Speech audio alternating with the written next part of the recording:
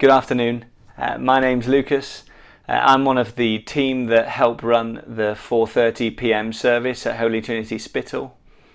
It is really good to be with you, whether you were meeting with us before lockdown stopped us from meeting, or whether you've just been joining us more recently over YouTube at 4:30, 4 o'clock on a Sunday afternoon. It's really good to be with you this afternoon. I want to tell you a little bit about a Christian hero of mine. If you were with us before lockdown, you remember we spent an afternoon looking at the life of Eric Liddell, the famous athlete who was also a Christian. Well, this afternoon I want to tell you a little bit about a guy called Horatio Spafford, and that is a very old-fashioned sounding name, isn't it? And he was in fact around in the 1800s, the mid to the late 1800s. He was a really successful lawyer who lived in Chicago. He had loads of property, he had a wonderful family, and he was a devout Christian. But in the 1870s, Horatio's life would take a devastating turn. In the 18th year of 1870, his young son, just 4 years old, died with scarlet fever. And in 1871, just a year later, a massive fire swept through the city of Chicago, ruining much property and livelihoods. And Horatio lost much of his property in that fire, much of his wealth, as his houses and property burnt down. On just 2 years later, in 1873, while him and his family, they had planned to take a holiday to cross the Atlantic over to England, to take a holiday there. Horatio was delayed on business, and so he sent his family, his wife and his 4 daughters ahead. Of course, back in those days, no aeroplanes, they crossed the Atlantic on a steamship. And tragically, somewhere in the Atlantic on their way to England, the ship that Horatio's family were travelling on collided with a sailing vessel, and their ship sank in 12 minutes. All 4 of Horatio's daughters died. His wife was rescued. She was found unconscious on a plank of wood in the middle of the Atlantic. She would recover and would make it to England with some of the other survivors. And Horatio received a telegram from her upon her arrival in England that simply said, "Saved alone." Horatio immediately set off to join his wife. On his journey across the Atlantic, he passed the spot where his 4 daughters would have drowned. And he returned to his cabin, having been outside, and he wrote these words: "When peace like a river attendeth my way, when sorrows like sea billows roll, whatever my lot, thou hast taught me to say, it is well with my soul." That has become a very famous hymn in the years since then. But don't those words leave you wondering? How could Horatio, who had experienced 4 years of the most intense suffering, had just lost 4 of his daughters, his only children that were left, how could he write of it being well with his soul? This seems to be a totally strange response, doesn't it? And of that there's no doubt.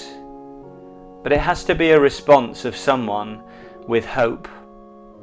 A hope beyond this life, a hope beyond the grave. Firstly, can I say that in his suffering he experiences sorrow. That's what he writes. And that is not in any way an un-Christian response. Being a Christian doesn't mean put a smile on it, stiff upper lip and crack on with life. We know that the Lord Jesus himself wept at the tomb of his dear friend Lazarus because he had died. even though he knew he was about to raise him back to life. In the Old Testament, we read of a guy called Job.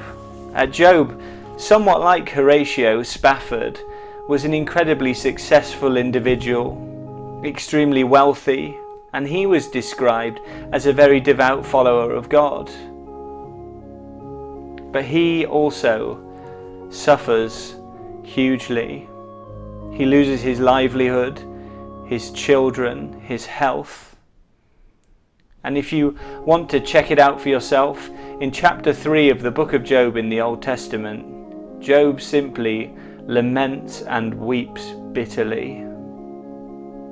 You see, grieving and sorrow, they're not wrong.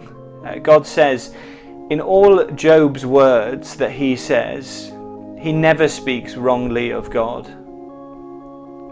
So being a Christian, being a child of God, doesn't somehow mean you must have a stiff upper lip, stick a smile on and carry on. Like Jesus, like Job, like Horatio, sorrow is still a part of this earth. But for believers in God, for believers in the Lord Jesus, it is different. Because amongst the tears, the anguish, there is a hope. There is a hope, and it's not some kind of wishy-washy hope. It's not, I hope the weather's nice tomorrow.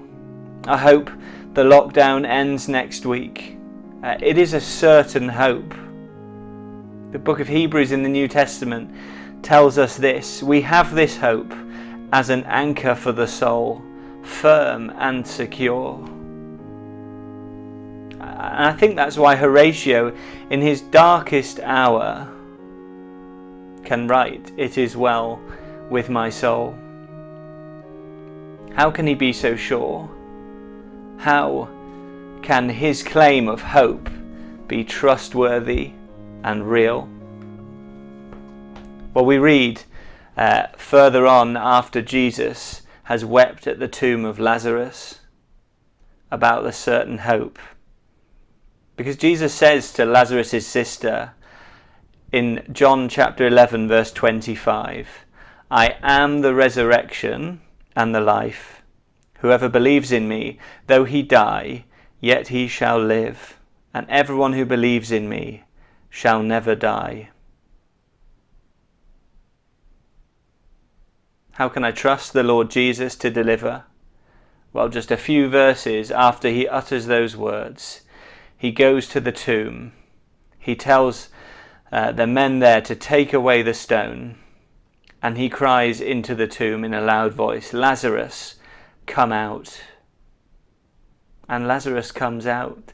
Lazarus is raised from the dead and lives again. Jesus really is the resurrection and the life.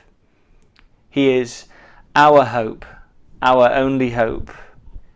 He is our peace in the storm, like he was for Horatio, peace in the storm. If we're found in him, then we can truly say, "Whatever my lot, thou hast taught me to say, it is well with my soul."